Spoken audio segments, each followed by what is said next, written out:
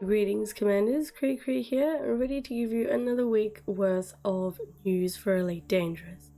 Now you will have to forgive my voice, I am getting over a cold and a chest infection, but I should be good by the end of the week for my very first YouTube stream on Thursday, starting from 11 AM Australian Eastern Standard Time, and then for the other 2 days that I normally stream, we'll be back on Twitch. The links for those are in the description. Anyway, what you're here for is the news.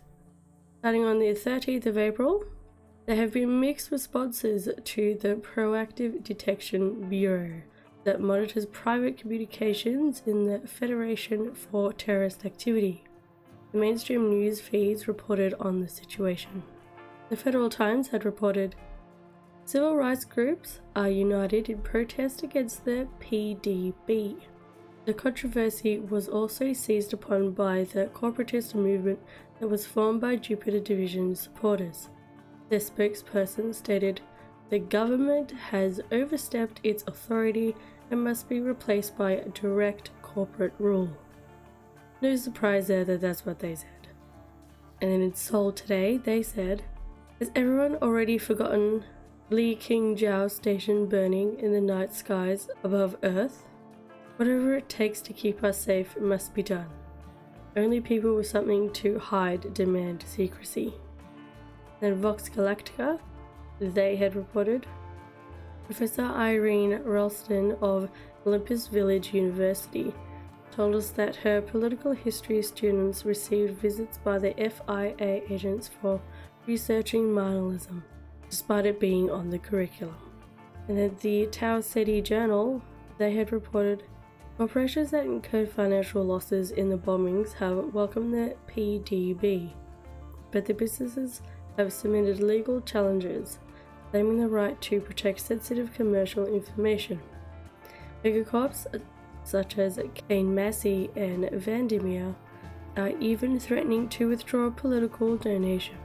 It was a little quiet for the next day, and then on the 15th of April, there was a pile of Federation alert.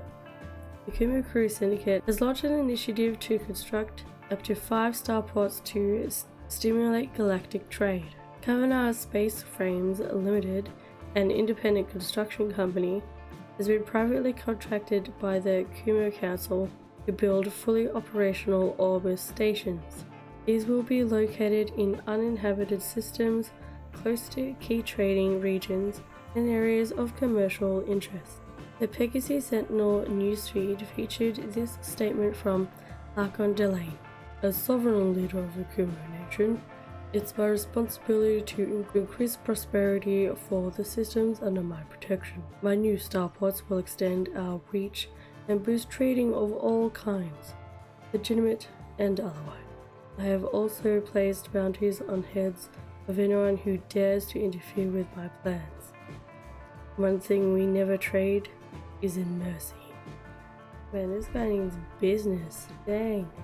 The razor whips of Delane's loyal factions is organizing the campaign.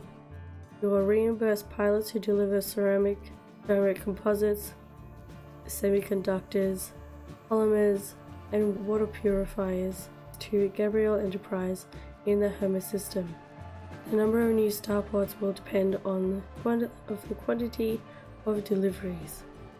The targeted locations are Pegasus Sector PN-T C3-14 near the Homer system, 𝗕𝗏18390 near the California Nebula, 𝗕𝗏10792 near the Sothis system, 𝗕𝗏62154 in the Coalsack Nebula, 𝗕𝗏𝗡-PC-K C9-91 in the Colonia region." That's pretty broad. So they're really reaching out into the galaxy there. On the next day, on the 16th of April, survivors from the Neo-Marlist Order of Madrid have arrived in the Marlist colonies requesting political asylum from the Empire. The faction was recently defeated by Imperial forces in the Madrid system after an ACT investigation confirmed that it was to provide logistical support for the NMLA attacks on starports. 𝗕𝗤𝗨𝗜𝗠𝗘𝗡𝗖𝗍 and his loyalists fled aboard the Steel Majesty megaship, the Hades sector 𝗕𝗤𝗡𝗡𝗘𝗏 system, which is controlled by the 𝗲𝗏𝗡ism Reformation Party.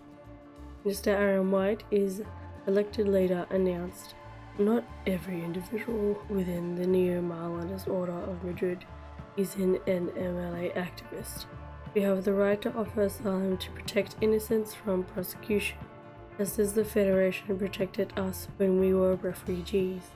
The Empire has officially demanded that the Neo-Marlinists be apprehended, with Senator Petraeus claiming the Landgrave of Madrid is a traitor and a war criminal, which I personally agree with.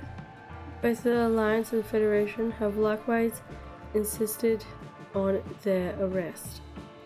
However, Shadow President Winters reminded Congress that the Marlinist Charter grants their system the same legal powers of asylum as the Federation.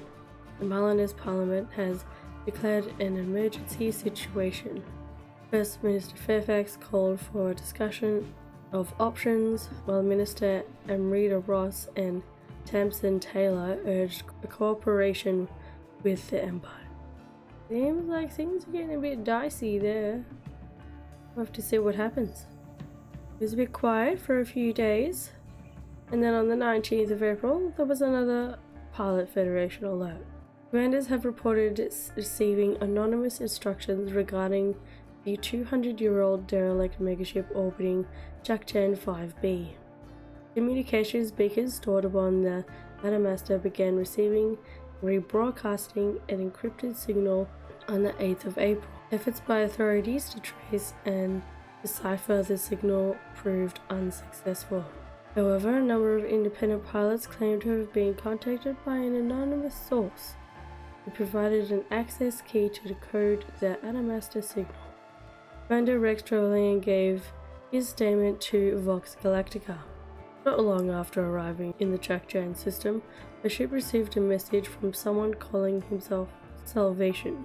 He provided a decryption key, and when I downloaded the signal from the Adamastor, it became readable.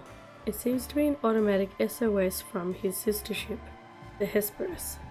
I've heard that some commanders haven't made sense of the navigational data in the signal. It feels like pilots are being recruited for something, but who exactly are we working for? That's a good question. Pilots Federation has begun an inquiry into the situation. The identity of Salvation remains unknown, but there are reports that the Adamastor signal contains data that has led to its sister ship. Things are looking very, very interesting. Can't wait to see what happens next week. Anyway, here's a video that YouTube thinks that you'll like. See you over there, Commander. Fly safe.